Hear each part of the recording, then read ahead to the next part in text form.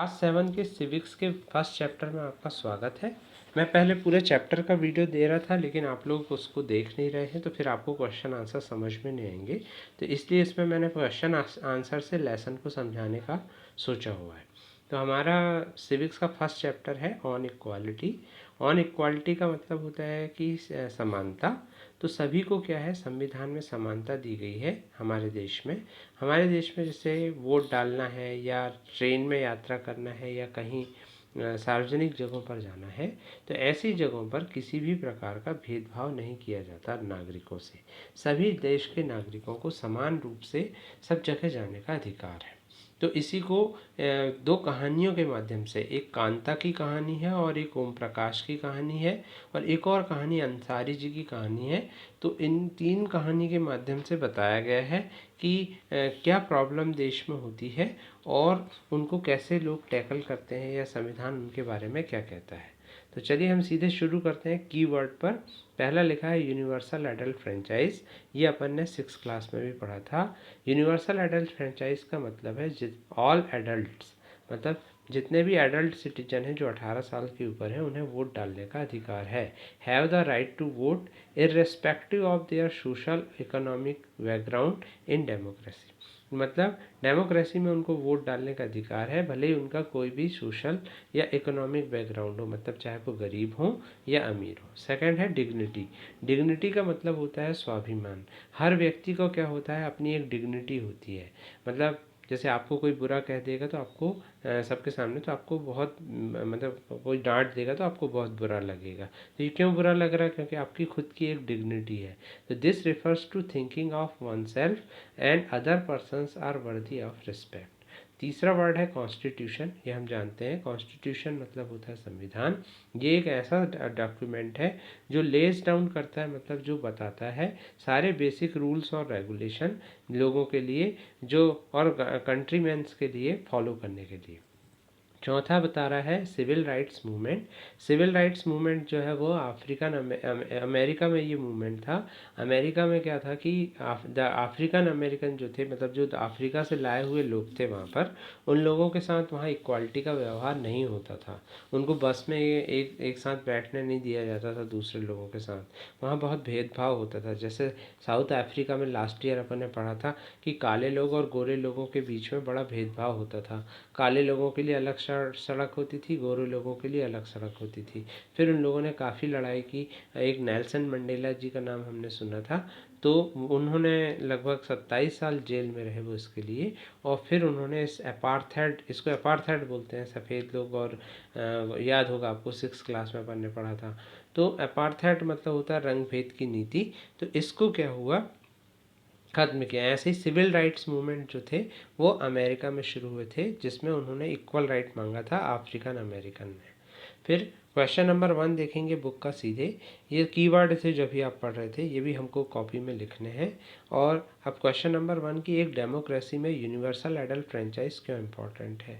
तो universal adult franchise अभी आपने पढ़ा कि सारे लोगों को वोट डालने का अधिकार है जो भी 18 साल से ऊपर हैं। तो ये क्यों ज़रूरी है? ये इसलिए ज़रूरी है क्योंकि ये आइडिया ऑफ इक्वालिटी पर आधारित है। तो यही हमने लिखा है, universal adult franchise is important in a democracy because it is based on the idea of equality. Her citizen को राइट है वोट डालने का, और कोई भी डिस्क्रिमिनेशन नहीं है, भेदभाव नहीं है जेंडर और सोशल इकोनॉमिक स्टेटस को लेकर के।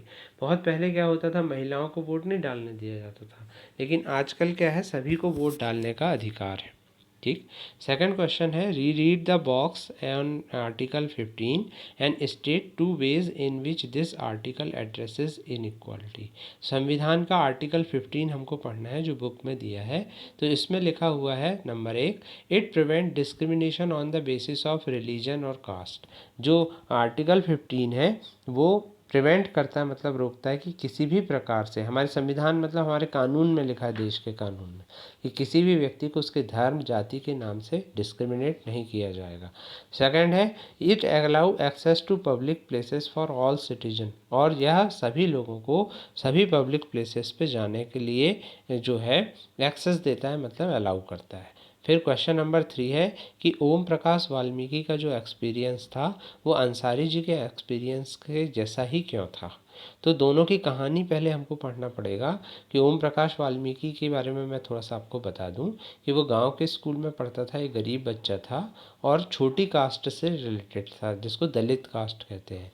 तो वो बाकी के सारे बच्चे स्कूल में पढ़ते थे पर स्कूल के टीचर उससे झाड़ू लगवाते थे और उसको पढ़ने नहीं देते थे। तो ये चीज़ क्यों हुई उसके साथ?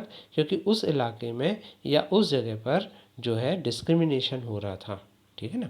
जैसे एक अंसारी जी की कहानी है कि आप इसको पढ़िएगा कि वो एक जगह घर ढूंढने जाते हैं तो लोग उनको घर नहीं देते क्योंकि उस जगह पर दूसरे धर्म के लोग रहते हैं। तो वो नहीं चाहते थे कि कोई नया धर्म वाला यहाँ पर आ जाए। तो अंसारी जी को इसलिए वहाँ के लोग जो है घर नहीं दे रहे थे। तो इन दोनों में क्या है, इनइक्वालिटी का एक्सपीरियंस होता है। तो आप हमसे क्वेश्चन पूछ रहे हैं कि in what veg was Om Prakash Valmiki का जो एक्सपीरियंस था वो अंसारी जी के एक्सपीरियंस के जैसा ही था। तो दोनों में लिखेंगे कि बोथ ओम प्रकाश वाल्मीकि और अंसारी को इक्वल ट्री अपॉर्चुनिटी नहीं दी गई थी because they belong to different section of society, क्योंकि वो दूसरी सोसाइटी से डिफरेंट सेक्शन ऑफ सोसाइटी से संबंधित थे। ओम प्रकाश वाल्मीकि ने अपनी मतलब एक आत्मकथा लिखी हुई है जिसको आप पढ़िएगा, बहुत अच्छे उसमें दिया हुआ आपके उसमें। तो यही चीज़ है कि यदि हम जब तक लेसन नहीं पढ़ेंगे तो उतना मज़ा नहीं आएगा। पर अब आप लोग ऐसा कर रहे हैं तो मैंने भी ये एक छोटा तरीका निकाला। और लास्ट क्वेश्चन इसका, what do you understand by the term all persons are equal before law. आपकी किताब में या हमारे संविधान में लिखा हुआ है कि सभी लोग लॉ के सामने समान हैं, इस बात का क्या अर्थ है? तो इस बात का अर्थ तो वैसे ही समझ में आ रहा है लेकिन हमको लिखते आना चाहिए। This means nobody is above the law. इसका ये मतलब है कि कोई भी आदमी लॉ के ऊपर नहीं हो सकता, कानून से ऊपर कोई नहीं हो सकता। वही लॉ जो होता है, सेम लॉ सेम सेंस के रूप में हर इंडिविजुअल के लिए अप्लाई होता है। मतलब कोई भी व्यक्ति हो, यदि उसने गलत काम किया है तो उसके ऊपर कानून लगता है। फिर क्वेश्चन इसी का तीसरा पॉइंट कि हम अंडरस्टैंड करते हैं कि जो लॉ है वो एवरीवन पे अप्लाई होता है without thinking of their class, caste और जेंडर। मतलब चाहे वो लड़की हो लड़का हो, किसी भी कास्ट का हो, यदि उसने गलत काम किया तो उसके ऊपर ये लागू होता है। और फोर्थ है कि the law expect everyone to treat others as equal. अब लॉ के सामने ये होना चाहिए, कानून ऐसा होना चाहिए जो सबको बराबरी से देखे। और ये सब चारों चीज़ें या ये जो इस तरह की बातें हैं ये क्यों ज़रूरी हैं? तो इसका आंसर है this is important in democracy so as to preserve the true nature of democratic society, ताकि हम डेमोक्रेटिक सोसाइटी के ट्रू नेचर को बचा सकें। ट्रू नेचर क्या है डेमोक्रेटिक सोसाइटी का? कि सभी लोग जो है कानून के सामने इक्वल हैं। तो इनको आप लिख लीजिएगा और इसी से देखकर आपको लिखना पड़ेगा।